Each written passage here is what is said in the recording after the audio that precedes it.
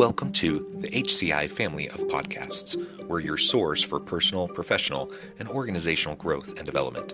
We share our own original research, explore industry trends, and interview executives and thought leaders from across the globe. Join us for practitioner-oriented content around all things leadership, HR, talent management, organizational development, and change management.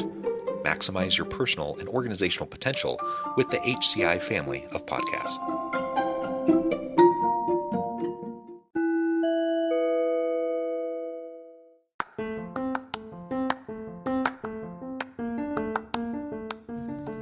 Welcome to the podcast. In this podcast episode, I talk with Shawn Shewchuk about leveraging a growth mindset to level up and achieve.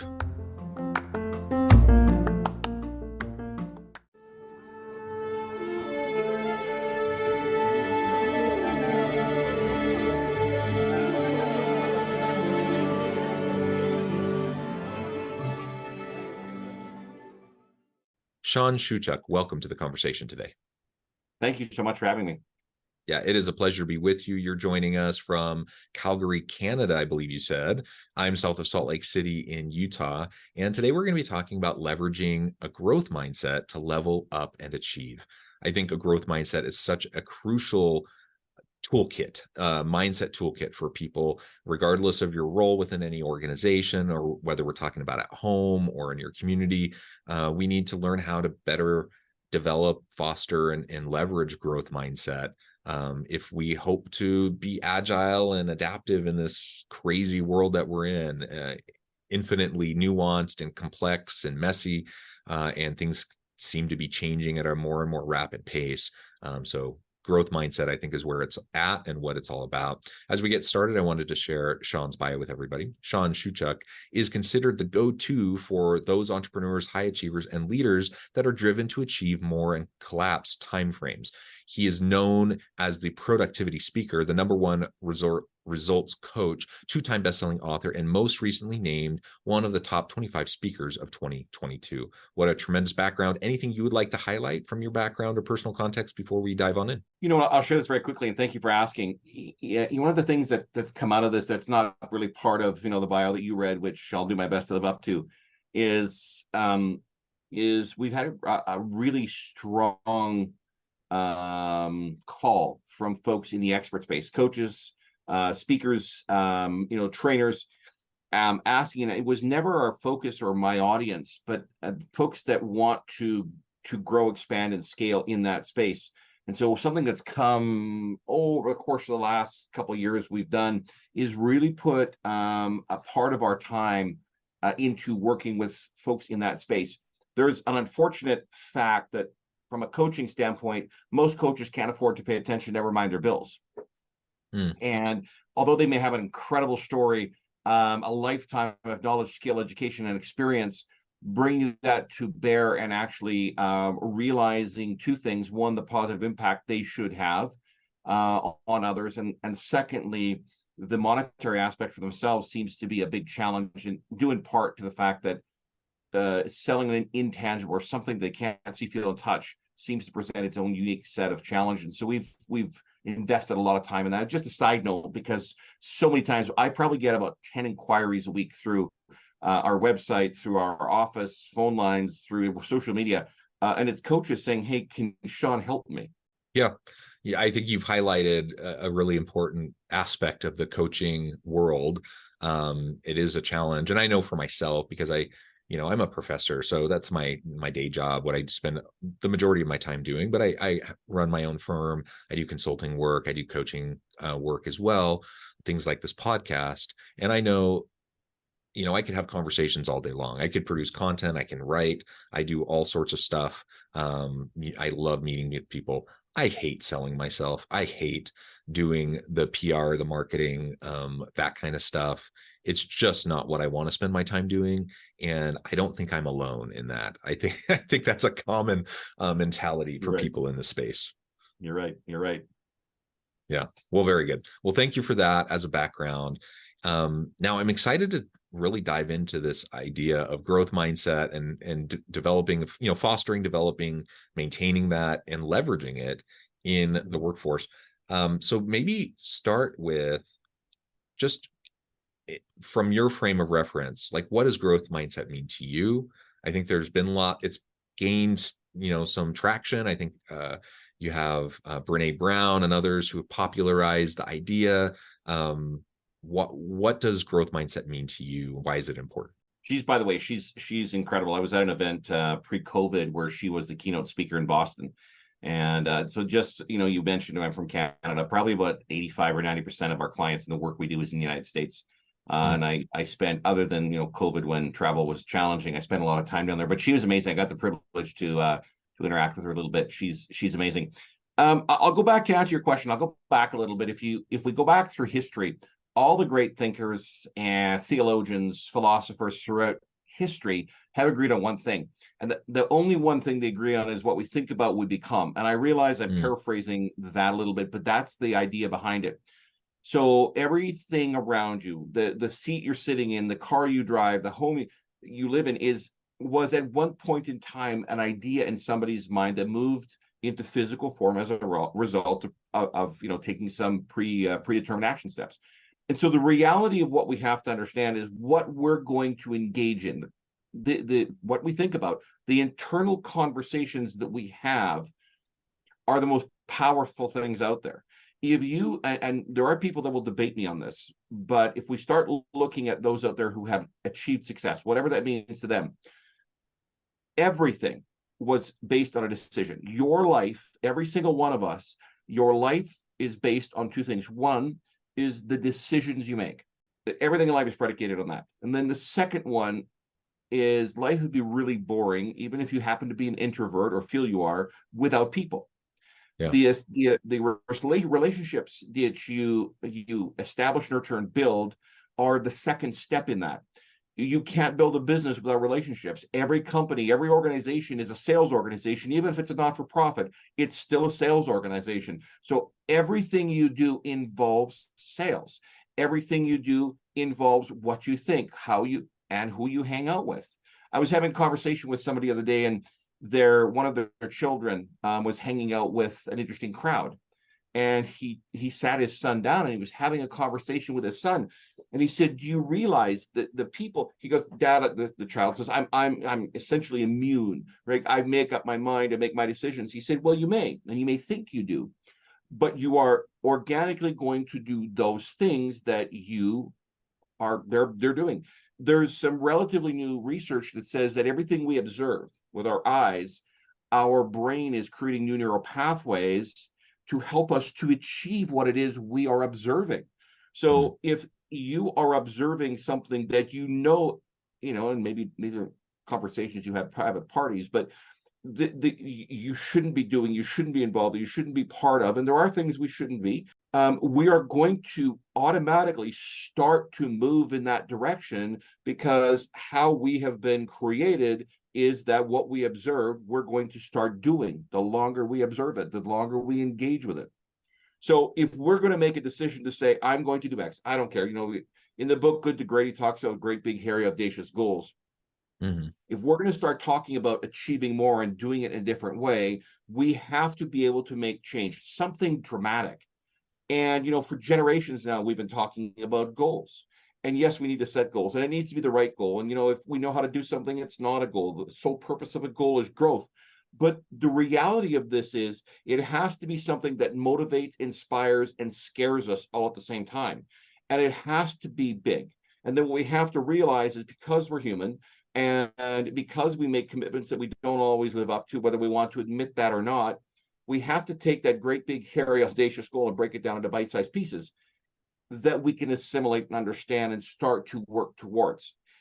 I'm a simple guy. I grew up a farm kid. You can eat a whole apple, but you probably can't eat an entire apple in one bite.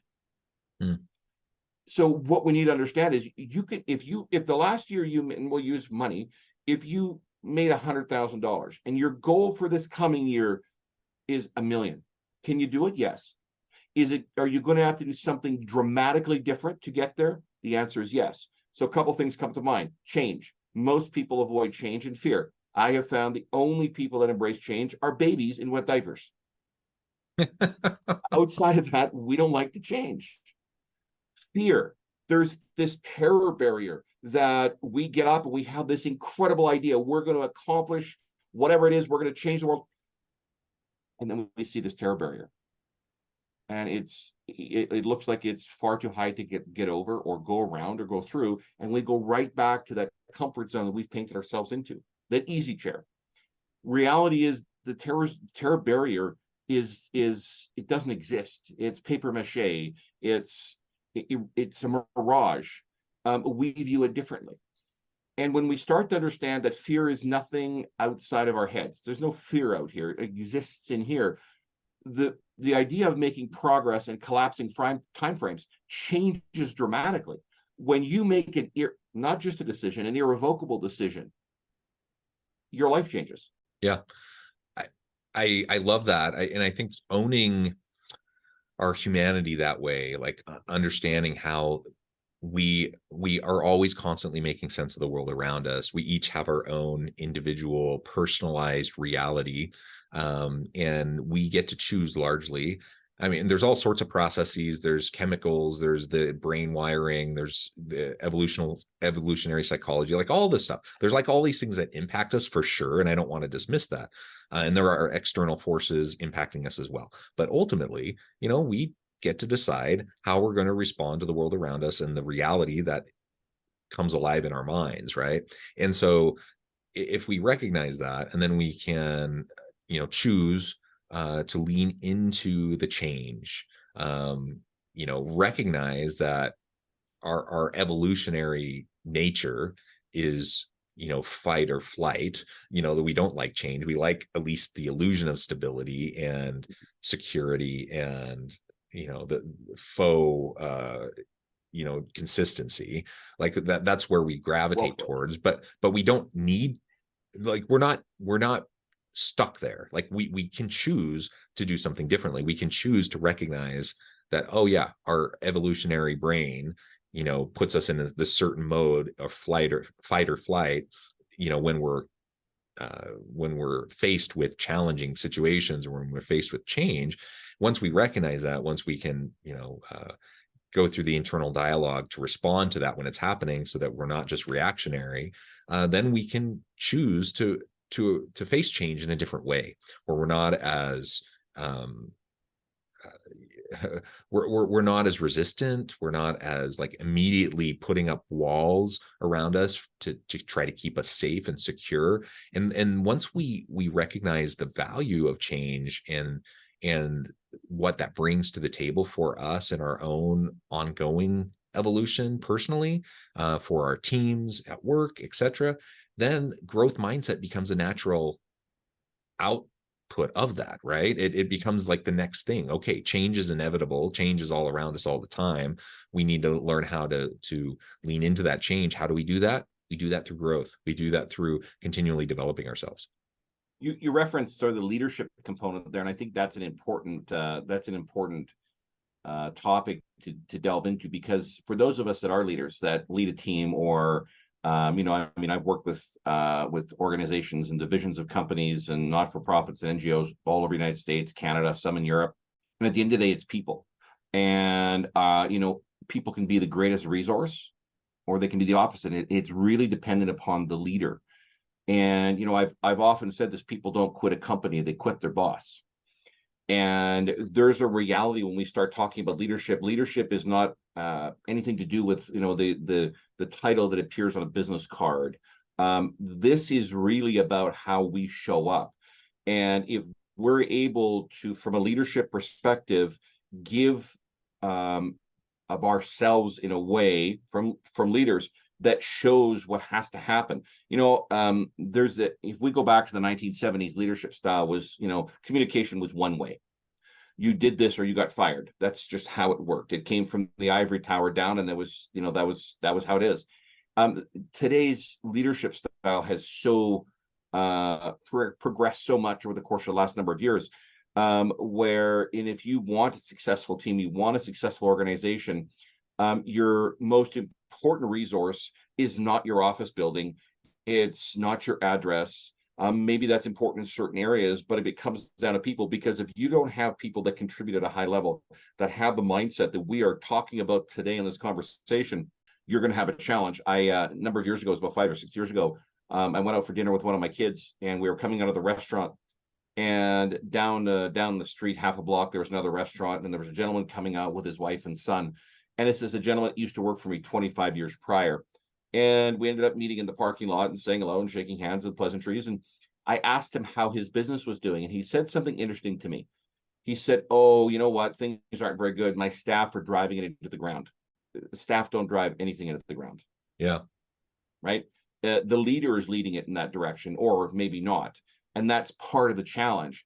So when we start talking about progress, and we start talking about change, we start talking about success at any level, everything starts in the 6 inches between our ears. And if we're going to have a successful company, a successful team, if we're going to build something extraordinary, it all starts in the 6 inches between our ears. And when we make that decision, we talked about a moment ago or a few minutes back on the irrevocable side of things, we say, this is the outcome that I'm going to achieve. And we tie a finite amount of time to it. Human nature is we'll fill whatever time we're given. So if we say, I'm going to hit, and we talked about a dollar figure, let's say $1 million, and you're an entrepreneur, let's say, for example, I'm going to do $1 million in 2024. What we need to understand is just saying it isn't going to make a difference. We have to be able to reverse engineer that and say, okay, what is it has to happen every month, every week, every day? And if you happen to be a guy like me with maybe a touch of undiagnosed ADHD, what has to happen every hour in order for me to attain that? And when we start to understand that what more of the same gives us more of the same, what got us to where we are isn't going to take us where we want to go, we then can start to make those shifts and changes based upon that irrevocable decision from a mindset standpoint, how we view things. If you wake up every morning and you don't want to get out of bed and life sucks, your whole day is going to be that way. And then it stretches into the week and the month, etc. And, this is where some of us encounter some of the challenges we see going on today. Yeah. Yeah. So let's assume for a moment, like we're able, ourselves, members of our team, we're able to get people on board to recognizing the importance of growth mindset, developing it. Then it becomes like proactively, how do we go about exercising that muscle, right? And developing that skill. Once we start to develop that skill, then it's a question of, well, how do we then fully leverage it within an organizational context, within a team context, to help us achieve more? One of the first things that I think happens when we start making a shift and a change is there's a certain level of, we're uncomfortable. It's unknown territory. And from the leadership perspective, it's about understanding that the folks we have the privilege to work with are going to experience that as well. And it's about taking them through an experience. One of the things, and I was working with an organization, they have offices incidentally, both in Canada and the US, and in where I'm in Calgary and down in Dallas, and incredible number of staff and people. They have offices, in the energy sector, because that's kind of the both sides of the border where I am and in Texas. But and when they started to understand, and the leadership standpoint and the ivory tower, that they needed to make a shift and a change, there was an incredible amount of resistance. And at the end of the day, if you need to motivate somebody, the biggest part about it is helping them to understand what it is that they benefit. We are, whether we want to admit it or not, we're closet narcissists. If you talk to somebody and you want to engage in conversation with them, our favorite topics is talking about us. If the sweetest music that your ears can hear is your name, right? If I say, "How are you?" That's great. If I say, "How are you, John?" Well, that makes a whole difference to us. And so when we start to personalize this for people, one of the things I've done a lot of times, especially with leadership when I go in, is helping the leadership. And we're talking about brilliant people who have built some of the most incredible companies in the world, the best teams in the world. But when they start to understand that people sometimes follow them because they feel they have to, not because they want to, it changes the dynamic of the conversation. And so when people start to experience something that motivates them, and that comes from leadership, if we start to have conversations around what is important to others, it changes the dynamic of whether we want to, in human nature, whether we want to engage. And so it's about service. If you're able to provide that level of service, and I don't mean you're going and becoming someone's servant, I mean listen, how you serve and support in a role of a leader changes the dynamic of the response you get from them. And when people are responding rather than reacting, change is imminent. And it's positive because that's where the leader is taking them. Does that make sense? Yeah. Yeah, absolutely. So I guess moving into the rest of our time, let's really hone in on this idea of leveraging the growth mindset. We want to exercise that muscle. We want to develop it. We want to sustain it and maintain it. But it's one thing for me to foster a growth mindset myself, and even the personal growth that can come from that. That's all wonderful. But in my mind, when I think of the word leverage, I think of something a little bit different. Like I'm now taking whatever that mindset is, that skill set that I might have, and I'm catapulting it right into greater levels of achievement, greater levels of productivity. It's not just about me anymore, about my own personal growth, but I'm leveraging it now into the team, into the organization. What do you think about in terms of this leveraging component? How do we leverage growth mindset into achievement and productivity and greater efficiencies and just doing cool stuff? Well, I'm maybe my approach is a little bit different. I look at productivity as the description of productivity as any action step or activity that moves you in the direction of your goal or objective. So we've been talking about productivity for generations. We've been saying, we have to become more productive. If you look at the average person today in the United States, they're productive 4 out of 24 hours, which is not an exceptional amount. If we help folks to understand, and this is what I spend a great deal of time doing, if we help folks understand what those high leverage activities are that are going to ensure that they achieve what it is they have set out to or collaboratively committed to. So remember, we talked about a few moments ago about reverse engineering. So let's say it's someone's goal within an organization, a team environment, that they achieve a certain level of proficiency, of sales, of whatever that target or objective is. If we reverse engineer that and we say, here's what has to happen, and they will do this. There's a formula to this.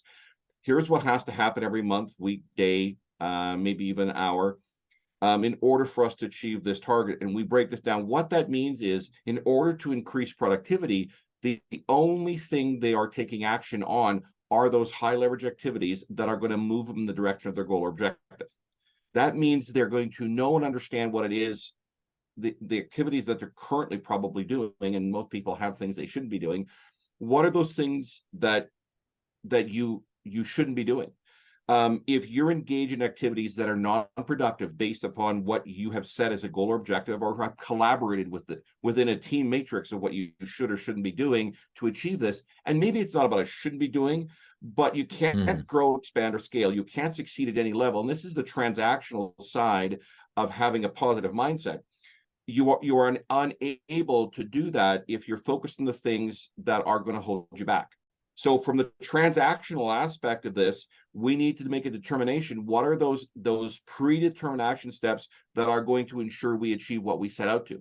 And then we commit to that based on a time frame, whatever that happens to be, to achieving those. Now, there are a lot of people who don't want to talk about this because this is where rubber meets the road, and this is the tough conversations. Yeah. It's great to talk about the flowery side of this and say, I'm going to achieve X, Y, and Z. But X, Y, and Z do not happen unless we come back to those, sometimes what is considered the tough conversation, to say, I have to make a shift and a change. In other words, I'm not going to achieve this if I'm doing, A, B, and C. So A, B, and C are now off the table. D, E, F are those areas that I need to engage in every day. And typically it's 3 high leverage activities that we're engaged in on an ongoing basis. If we look at truly successful people today, they work kind of on what's been promoted as a law of threes for the last 50 or 60 years. But truly successful people only focus on 3 things at any given time that are going to move them forward. Now, that doesn't mean they don't have more than 3 things on the go. It just means they're only personally engaged in those 3 things that are high leverage. And if we focus on, throughout my last book and some of the material that we use, we call them HLAs, high leverage activities. If you are constantly aware of and focused on and engaged in those high leverage activities, you will achieve what it is you set out to. If we reverse, if we want to call it that irrevocable decision that we made at the outset, to say, this is what I'm going to do, come hell or high water, the skies can be falling, this is what's going to happen, we'll achieve that. That doesn't mean there aren't going to be challenges. That doesn't mean we're not going to face, an uphill battle in certain things. And this is where most people give up. They're faced with something they perceive as insurmountable, and they go, okay, I'm done. I'm out. There's no way on God's green earth I can do this. And they throw in the towel. I've built, and I share this because I'm no better than anyone else. And if you would have told me, 50 some years ago as a farm kid that I would be doing what I am doing today, I would have probably laughed at you or worse. I'm, I was an introvert. When I moved small town to big city and I worked for a cell phone carrier when I was in university, I remember them having a group. They brought some speaker in from the Eastern Seaboard, and he said, I want you to go around the room and shake hands and introduce yourself to everybody. And I stood at the back of the room. Cell phones weren't quite as smart then as they are now. And I remember, staring at my shoes to make sure they were still shiny, because the last thing I wanted to do was go shake hands with a bunch of strangers. Not because I was worried about, the physical contact. It wasn't who I was. Yeah. If we can get past some of those things, and you can, it's not an if, but we have to make that decision to do that hold us back. We can make that shift in the change. And it really comes down to what we just talked about, understanding what we shouldn't be doing. And in a team environment, one of the things that happens is you work together to find out what it is you should be doing, and put a focus on an emphasis on those things that you should be doing, those high leverage activities that are going to make the shift and the change and deliver the outcomes based upon, and we use the term from Colin's book, Good to Great, Big, Hairy, Audacious Goal. Yeah, I love it. Shawn, this has just been a great conversation. I know at the time I need to let you go, but before we wrap things up for today, I wanted to give you a chance to share with the audience how they can connect with you, find out more about your work, and then give us the final word on the topic for today. I want to thank you for having me on. First of all, if you want more information, go to changeyourresults.com. If you're a coach expert out there, go to something we just did. It's called linefactorcoaching.com. Take a look around. It's something brand new that's launching in November. Listen, if you want to increase productivity, you want to get yourself to a place that you haven't been before, do a little introspection, find out what you think you should do differently, make that shift and change, and make the irrevocable decision to do it, and then execute. It's not about taking action. It's about executing on what those predetermined action steps are. Great. Thank you, Shawn. It's been a pleasure. I encourage the audience to reach out, get connected, find out more about what Shawn can do for you. And as always, I hope everyone can stay healthy and safe. They can find meaning and purpose at work each and every day. And I hope you all have a great week.